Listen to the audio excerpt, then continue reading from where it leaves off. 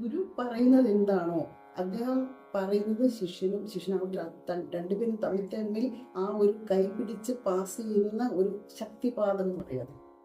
ശക്തിപാതം അത് അങ്ങോട്ടും ഇങ്ങോട്ടും ആ പവർ നമ്മൾ കൈമാറുന്നതാണ്. കാരണം ഗുരുവിന് ശിഷ്യൻ എന്ന് പറയുന്നത് എൻ്റെ കുഞ്ഞാണ്, എൻ്റെ ഒരു പാർട്ടാണ്, എൻ്റെ ഉള്ളാണ്, എൻ്റെ ഹൃദയമാണ് എൻ്റെ ശിഷ്യനാണ്. അപ്പൊ അവരെ എങ്ങനെ നന്നാക്കി എടുക്കാം, ഇത് മാത്രമേ ആ ഗുരുവിന് ചിന്തയൂ.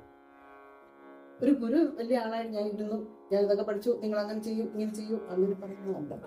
നമ്മുടെ കൂടെ ഇരുന്ന് നമ്മളെ വഴി കാട്ടി, നീ അങ്ങനെ പോകും, മുന്നോട്ട് പോകും, ഈ വഴിക്ക് പോകും, ഈ നമ്മളെ വഴി. കാരണം കാടും മേടും പുല്ലും മുള്ളുകളും ഒക്കെ നിറഞ്ഞതാണ് ഈ ലോകം. അതുവഴി ഒരു ഗുരുവിന്റെ കയ്യിൽ നമ്മൾ പിടിച്ചാൽ